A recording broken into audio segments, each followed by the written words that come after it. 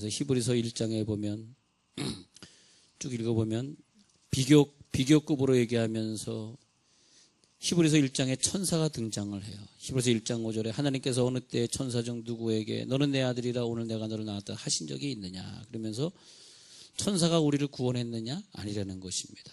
천사는 능력이 많아도 1장 24절에서 결국 섬기는 영이 될 것이다. 그러면서 예수님은 우리를 구원하신 천사보다 뛰어나게 하셨다. 9절, 1장 9절에 주님을 뛰어나게 하셨다. 그렇게 설명하고요. 예. 그래서 2장에서는 예수님이 주신 구원은 시초의 구원이다. 그 전과 후도 구원을 준 자가 없으니 예수님이 주신 구원은 가장 큰 구원이고 가장 큰 은혜다. 그래서 우리가 고난을 당할 때 큰 구원을 주신 분만이 우리를 그 고난에서 구할 수 있다. 2장 3절에 우리가 이같이 큰 구원을 등한히 여기리요? 아니라는 것입니다. 네. 그래서 저는 이 십자가의 사건을 생각하면은 그것 이상으로 중요한 것도 없고 그거 이상으로 나를 힘들게 할 것도 없고 그거 이상으로 나를 아프게 하는 질병은 나는 없다고 생각합니다.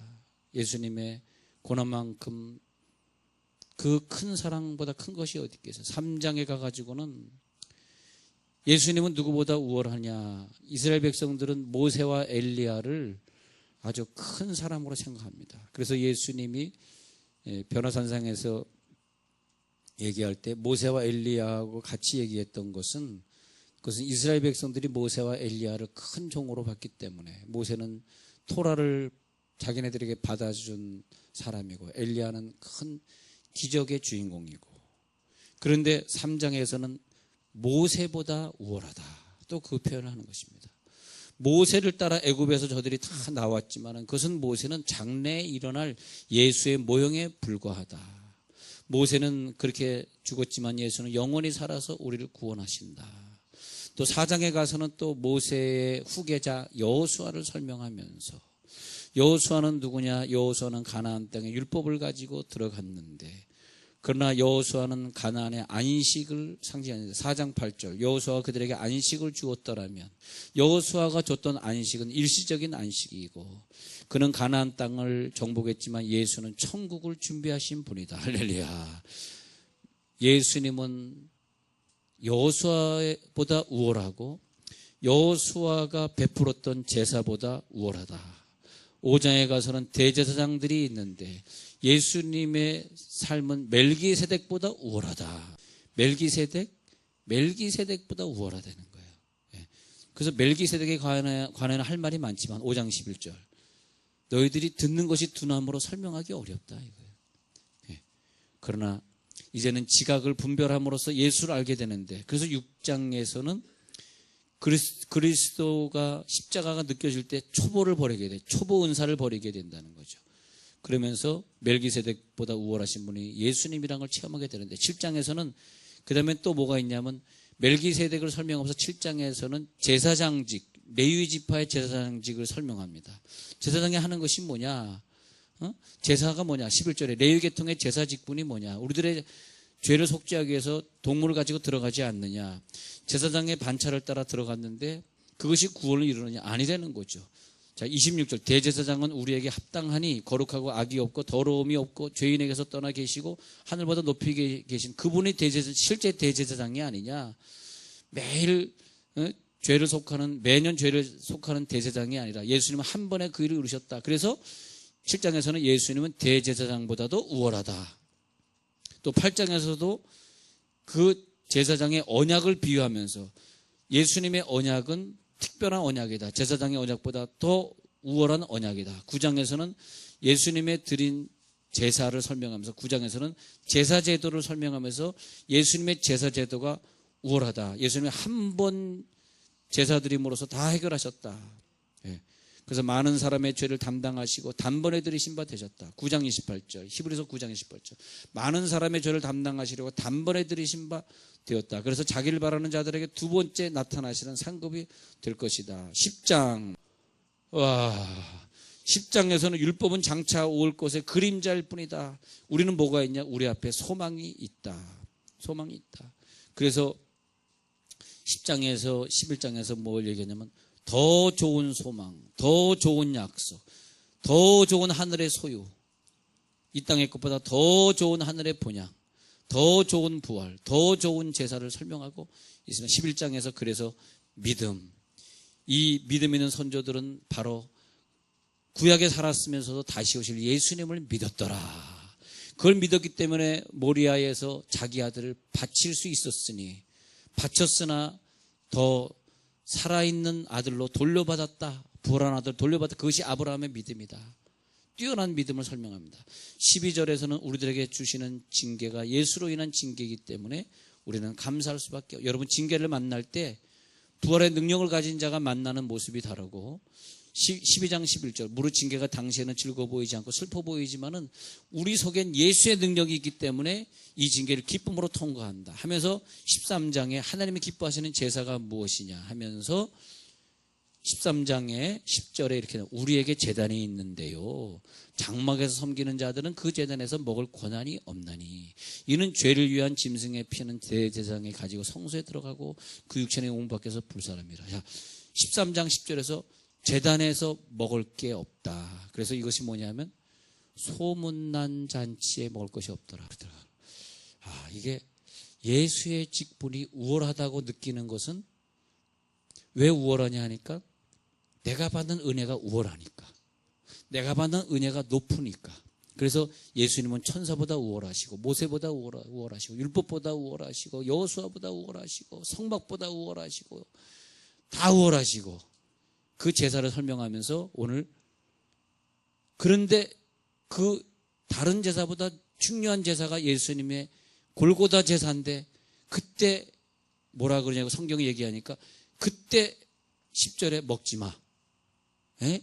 아니 최고의 제물이 지금 올려지고 있는데 소문난 제사가 벌어졌습니다. 한판 벌어졌어요. 근데 13장 10절에 먹지 마가 되는 거예요. 그 제단에서 먹을 권한이 없어. 이 얘기를 왜 하십니까? 지금 예수님 성찬식을 해가지고 우리가 먹으려고 하고 있는데 유명한 제사가 지금 벌어졌는데 유명한 복집에 갔는데 먹지 마. 왜요? 종료주일, 고난주일이잖아. 금식이잖아. 먹지 마. 먹을 권한이 없어. 자, 13장 10절 진짜예요. 13장 10절 보세요. 너는 먹을 권한이 없어. 먹어야 되는데 왜 권한이 없다는 것입니까? 왜 권한이 없다는 거죠? 뭐라 그러냐면 우리에게 제단이 있는데 그 위에 있는 제물은 장막에서 섬기는 자들, 장막에 섬기는 자들은 그 제단에서 먹을 권한이 없나니. 왜 그런지 아세요? 장막에 섬기는 자들이 누구냐 하니까 제사장들에게 먹지 말라 그랬습니다. 먹지 마. 이건 평신도 될 거야. 목사는 먹지 마. 그랬다는 거예요. 자, 예루살렘 성전이 이렇게 있습니다. 성전이 이렇게 있고, 지금은 성전이 파괴되고 그 벽만 좀 남아있으면 이렇게 들어가면 여기 안에 여기 지성소가 있고 성소가 있어요. 1년에 한 차례씩 제사장이 성소를 통해서 지성소에 들어가가지고 동물을 잡아서 피를 내서 피는 뿌리고 그 다음에 가죽이나 이런 것들은 다 바깥에 버리게 됩니다. 바깥에. 성문 바깥에 버리게 됐는데, 그래서 이게 이제 이 레위기법에 보면요, 다른 동물들은 제사장이 먹을 수 있어요. 그러나 1년에 한 차례 속죄제 제사의 동물은 먹지 마. 먹을 권한이 없나니. 그 제사장이 속건제는 좋아했어. 근데 속건제는 성도들도 좋아했어요. 속건제로 드리면 다 태우지 마. 바베큐만 해. 반은 제사장이 먹고 반은 성도들이 먹고. 참 좋아해서. 근데 속죄제를 드리되 1년에 한 차례씩 지성소에 들어가서 드려. 그것은 제사장이 먹지 마. 그 1년에 한 차례 제사장이 먹지 말라니까 좋아했겠어요? 싫어했습니다. 아이고, 이거 뭐 내가 먹을 수 없는 거 제사 드리면 뭐 하나. 그러면 이거 어떻게 할까요? 그랬더니 그것은 저 성문 밖에 갖다 버려 그랬습니다. 성문 밖에 갖다 버려. 레위기 16장 27절에 가서 보니까 그 고기와 내장과 똥이라고 해서 똥은 바깥에 정해진 장소에 갖다 버려라. 성전 밖에 장소에 가서 불태우라. 레위기 16장 17절 그랬습니다. 그랬더니 내장을 갖다 버렸더니 이 바깥에 있는 사람들이 내장탕을 만들어 먹어요. 내장탕이 되는 거예요. 내장탕. 알이나 내장 뭐 이런 걸 갖다가 제사장은 먹지 마. 아니 하나님 왜 그런 법을 레위기에 만들어 놨습니까? 제사장 먹어야 좋죠. 아니야 먹지 마. 근데 영문을 알 수가 있나? 이유를 모르는 거예요. 아니 1년에 한 번씩 제사장이 1년을 기다렸다가 대제사장이 기다렸다가 동물을 잡아서 지성소에 피를 뿌렸으면 그걸 거기서 이 밖에 나와가지고 번제단이 밖에 있으니까 그래서 잘 이렇게 바베큐 해가지고 그것도 제사장도 먹고 또 속죄하러 온 백성들도 먹고 그러면 얼마나 좋아요. 그런데 그때 동물은 먹지 말라는 거예요. 알고 봤더니 얘네들이 이 사람들이 레위기 때 얘네들이 아니라 이분들이 내 친구가 아니잖아요. 이분들이 레위기 때는 이해를 못했는데 언제 이 레위기가 이해가 되냐면 예수님을 골고다에서 못 박으면서 이해가 된 거예요. 참 이상하다. 예수님이 성전에 들어왔어요. 이 예루살렘 성문을 통과할 때가 오늘입니다. 오늘 종료주일 통과해요. 종료주일. 그러면 이 성전 안에서 일어나는 사건들이 오늘 성경에 나옵니다. 첫째 날, 둘째 날, 셋째 날, 넷째 날 해가지고 목요일까지 이 사건이 여기서 있어요. 그런 다음에 금요일 새벽에 새벽 3시, 4시 그때 막 어두울 때 잡히기 위해서 모진 고난을 받고 채찍을 막 당할 때 예수의 피가 막 등허리에서 막 흘렀습니다. 드디어 예수의 피가 나오기 시작했어. 그 피는 예수의 등허리에서 철철 흘렀던 그 피는 왜 나왔을까? 근데 그래가지고 이 십자가 지기 전에 막 등허리에 피가 철철 흐르고 있어. 이 피는 뿌려진 거예요.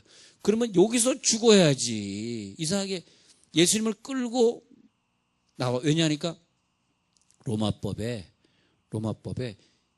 이 사람을 십자가에 못 박혀야 돼. 이거 로마법이고. 그 다음에 유대인 법에서는 사람을 성전 안에서 죽일 수 없는 법이다. 이게 딱 조합이 된 거예요. 아주 과학적으로 딱 조합이 돼가지고 로마법에는 십자가 져야 되는데 유대인들은 이 안에서 죽일 수 없으니까 금요일에 십자가 지기 위해서 금요일 새벽에 여기를 나오게 돼요. 그래가지고 어디로 가냐? 비아 돌로로사라는 길이 있습니다. 근데 그래서 나와가지고 어디로 갔냐가 비아 돌로로사 고난의 십자가 길 걸어가지고 골고다 언덕. 여기서 10분 걸어가면 골고다 언덕이 나오거든요. 그 위에서 죽었는데 그게 뭐냐니까 레위기법을 그대로 성취하였어요. 고기는 바깥에 갖다 불태워라. 고기는 제사장이 먹지 마라. 고기 누가 먹을까요? 가난한 자들이 먹는 거예요. 제사장, 레위인, 서기관들은 먹지 마라. 즉 예수의 구원을 가난한 우리, 이방인들 우리가 누리게 된 거예요. 이거 엄청난 신학적 의미가 있습니다. 레위기법이 그냥 된 게 아니더라고. 예수님이 죽기 전까지는 레위기를 이해가 안 됐던 거예요. 예를 들어서요. 요한복음 2장 1절에 예수님이 나 여기 계속 있지 않을래? 빨리 가버나움에 계속 있지 않을래? 예루살렘에 올라갈래? 그러니까 레위기 2장 1절부터 보면 왜 이렇게 올라가시려고 그래? 레위기 요한복음 2장에서 예수님이 성전에 올라갔어요. 그러더니 갑자기 이 성전에 확 들어가신 거야. 예? 들어가시니까 거기서 막 비둘기 팔고 소 팔고 돈 바꾸는 사람들이 있는 거야. 그때 예수님 딱 들으니 이 노권을 가지고, 이 노권이 뭔지 아세요? 자기가 이 채찍질 맞을 것을 예언하는 거예요. 이 노권을 가지고 누굴 때렸는지 아세요? 막 양거 사람을 때렸겠어. 감히 예수님이. 큰일 나죠. 사람 때리면 거기 잡혀가지고. 사람 때린 것이 아니라 사실 때리려고 그런 거나 이 노권을 가지고 막 이렇게 휘줬어요. 나가! 죄송해요. 깨우려고 하는 거는 계속 주무세요. 나가! 그러면서 어디 나가라는 거야? 양과 소를 이 바깥으로 다 내보냈어요. 그러니까 제사장이 당신 누구야? 우리가 우리의 죄를 속하려고 수많은 양과 소를 가지고 와서 돈 바꾸면서 하고 있는데 당신이 내 죄를 책임져 줄 수 있어? 당신이 뭐야? 내 성전을 소 바꾸는 집, 장사하는 집으로 만들지 마! 그랬더니 당신이 뭔데? 당신이 그러면 무슨 증거를 보여주겠어? 그랬더니 이 성전 헐어. 내가 3일 만에 지을게. 그랬더니 46년 동안의 지은 네가 어떻게 3일 만에 져? 그때는 이해를 못했다는 거야. 그러나 예수님이 죽고 부활하신 후에야 제자들이 깨닫게 자기 육체를 가리켜 말씀하신 것을 깨달았더라. 그때 제자들이 울었습니다. 제자들이 예수님 죽으신 다음에 막 모여서 울었어요. 왜 울었는지 아세요? 요한복음 2장에서 성전을 정화시키면서 소양을 다 내보냈었던 예수님. 그때는 우리 선생님 미쳤어. 지금 뭐 하고 있는 거야? 왜 어떻게 하겠다는 거야? 소양을 통해서 죄를 속하겠다는 걸 다 내보내면 이거 이단 아니야? 이상해. 이 성전을 홀라 나중에 깨닫기를, 제자들이 나중에 깨달았는데 자기 육체를 가리켜 말씀. 소양을 다 내쫓으시고 이 노끈을 가지고 나를 채찍질하라. 나 하나만 죽이면 되지 않냐? 왜 죄 없는 소와 양을 다 죽이고 죄 없는 사람들, 이방 사람들이 와서 돈 바꾸면서 손해받고, 이 노끈으로 나를 잡으라. 더 이상 이 양을 잡을 필요 없어. 그러면서 예수님이 AD 70년에 티토 장군, 로마 티토 장군에 의해 가지고 이 성전을 다 파괴시켜 버렸습니다. 이제 우리에게 한 제단이 있으니 더 이상 이 제단이 아니라 영원히 우리가 갈 천국이 제단이 되었고, 예수님은 내 속에 오셔서 성전 삼으셨으니 이제는 성전 밖에서 예수님이 골고다 산상에서, 생각해, 이게 상식적으로요, 예수님이 여기서 죽어야 되잖아요. 왜? 제물을 여기서 죽였으니까, 레위기 때. 그럼 예수님이 여기서 죽어야 되잖아. 근데 왜 대속죄일에 동물만 여기서 죽이지 말고 바깥으로 가져가려는 거예요. 이게 지금 숙제거든요. 그런데 예수님은 바깥에서 잡았던 거죠. 왜? 레위기법에 의해서. 그래서 종교 지도자들은 그 동물을 먹을 수 없었다. 먹을 권한이 없나니 10절. 그게 뭐냐? 예수는 이방인들을 위해 주리라. 우리가 다음 주에 성찬하는 거예요. 예수 살과 피를 먹는 거예요. 우리가 먹는 장소는 죄송하지만 성전 안이 아닙니다. 즉 유대인의 성전 안에서 먹는 사람은 토요일을 지켜야 되고, 그냥 돼지고기 먹으면 안 되고, 커피 먹으면 안 되고, 그것이 유대인법인데, 우리는 바깥에서 먹기 때문에 커피를 마셔도 되고, 돼지고기 족발을 먹어도 되고, 내장탕을 먹어도 되고, 관계없습니다. 먹는 것과 관계없어졌어요. 왜? 예수님이 다 우리들의 죄를 가져가 버렸어. 그 대신에 육신의 죄를 지면 안 되겠죠. 다른 죄는 지면 안 되지만 먹는 것 가지고는 이제는 죄가 없어졌어요. 왜? 예수님이 우리들의 음식이 되어졌어. 우리가 오늘 12시 40분에 밥 먹으면 다 메뉴가 다르겠습니다만, 또 집에 가서 먹는 사람은 메뉴가 다르고, 또 직장 가서 먹는 사람은 메뉴가 다르겠습니다. 다 똑같은 메뉴를 다음 주에 먹을 수 있으니 그것이 예수님의 살과 피인 것을 믿으시기 바랍니다. 다음 주에 예수님의 살과 피를 다 같이 먹는 성찬식이 있는 거예요. 근데 오늘 설명하고 마칠게요. 제단에서 먹을 권한이 없나니. 먹을 권한이 없나니. 근데 먹을 권한이 없나니. 근데 we have an altar. altar이 뭐냐면 강단, 제단. From which those who minister. 거기서 사역하는 자들. At the tabernacle. tabernacle이 뭐냐 하면은 성막이라는 뜻입니다. 성전. Have no right to it. 그 먹을 권한이 없는 성막이다. 그 성막, 제단을 섬기는 자들은 먹을 권한이 없다. 예수는 평신도들을 위해 주리라. 평신도가 더 귀해요. 왜냐하면 제단을 섬기는 자는 먹을 권한을 주지 않겠다. 와, 그게 참 이상한 것 같아. 그래서 높이 올라가면 올라갈수록 먹을 권한을 더 안 주더라고. 근데 우리는 먹을 권한을 가지시기 바랍니다. 또 이 예수님이 여기서 죽었어야 되는데 밖에서 죽은 건 법을 성취하기 위함인데, 레위기법. 근데 우리가 기도할 때, 하나님, 저 목사니까 설교하다가 쓰러져 죽게 하옵소서, 그렇게 기도하는 거예요. 근데 내가 살아있을 때 목사님들의 죽음을 연구해 봤어요. 존경하던 하늘산 기도원의 이천성 목사님이 강단에서 방언하다 죽었을까? 아니더라고. 병원에서 2년 반 식물인간으로 죽더라고. 우리가 존경하는 최자실 아줌마 그 목사님이 늘 기도하기를, 하나님, 나는 설교하다 죽게 하더니 진짜 김성수 아들 목사님 교회 가서 설교했는데 거기서 죽질 않고 딴 데서 죽었습니다. 그것도 또 이상하고, 옥하는 목사님이 설교하다 죽을래 그러더니 기도원에서 죽었습니다. 그냥 방에서 죽었습니다. 하영재 목사님도 설교하다 죽으려 그러더니 병원에서 투석하다 죽었습니다. 아니, 따져보세요. 설교하다 죽은 사람 누구 있어? 이게 뭐냐? 설교하다 죽을래라는 사람은 성전에서 죽을래? 아니에요. 성전 밖에서 하나님이 데려가셔. 이게 복이라. 주여, 이거 진짜 이해가 안 되시죠? 이거 이해가 안 되는 분 다음 주에 제가 이해를 시킬 때, 다음 주에 빠지지 마세요. 근데 성전 안에서 죽고 싶다는 건 뭐냐면, 목사님, 저 평생 철회 기도한 사람인데 철회기도 하다 자식들 보는데 가겠습니다. 하니까 아니더라고. 보니까 병원에서 그냥 치매 걸려가지고 막 하다 가더라니까. 주야, 우리의 꿈대로 되는 게 아니야. 예수님도 그랬을 거예요. 하나님 아버지, 나 하나님 계신 성전 안에서 가고 싶어. 왜 저 쓸데없는 골고다 언덕에서 내가 가야 돼? 그랬을지 모르지. 아니야. 너는 만민의 주가 되어야 되기 때문에 성전 안에서 제단을 섬기는 자들은 너를 먹을 권한이 없어. 그럼 어서 죽으라는 거예요. 너는 골고다 언덕에서 십자가 못 박혀 비참하게 죽어야 돼. 자, 넘어갑니다.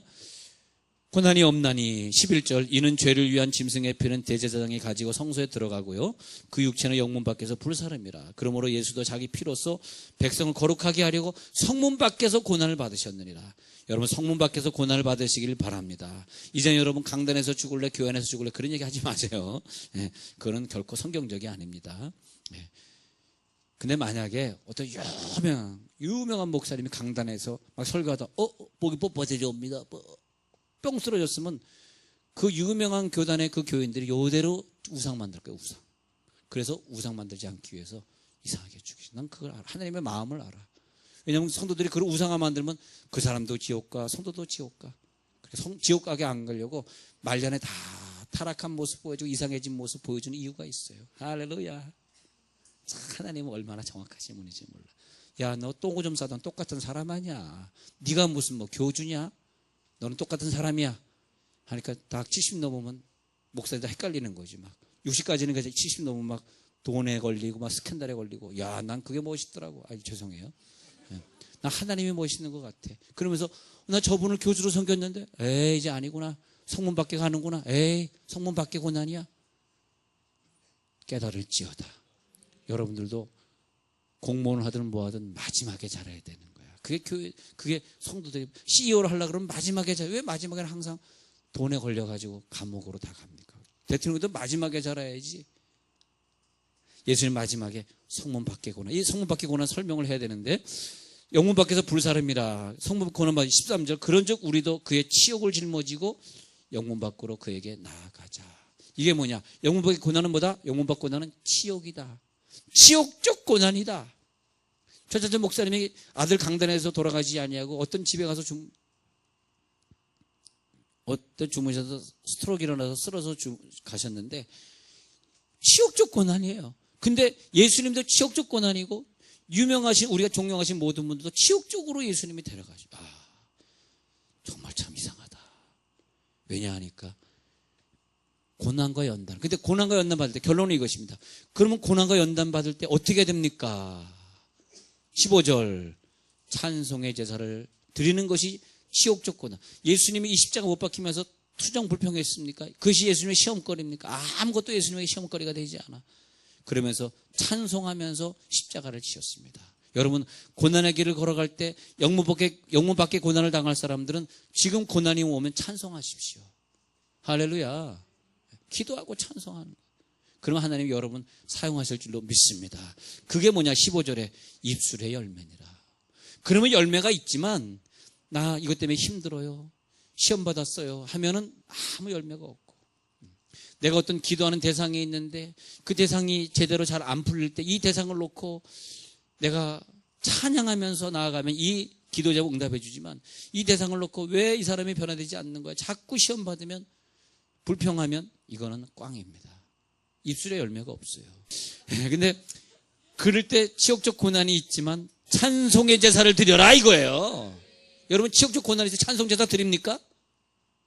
안 그러면 예수의 고난이 아니야. 예수의 고난이 기념돼야지. 그런데 그 영무법 고난이 뭐냐 하니까 16절 1번은 찬송의 제사, 2번은 선을 행하가 나눠주길 잊지만 내 육체를 나눠주라는 거예요. 내 육체를 그릇으로 더 찢겨서 저 사람에게 주라는 거예요. 17절 인도하는 자들에게 복종하고 순종하라는 거예요. 순종하고 복종하라. 17절 안 그러면 너희 영혼을 위하여 경성하는데 마치 자기의 죄인 것처럼 기도해 주기 때문에 너에게 복이 있는데 만약에 순종하고 복종하지 않으면 아무 유익이 없는 17절 끝에 보세요. 아무 유익이 없느니라. 이게 뭐냐? 영문밖에 고난이라는 거예요. 여러분 인도하는 목자님들에게 복종하기가 많이 힘드시죠. 그러나 순종하지 않으면 아무 열매가 없다는 거예요. 그게 뭐냐? 영문 밖에 고난이라는 거예요. 성전 안에서 고난받지 말고 영문 밖에서 고난 받으라.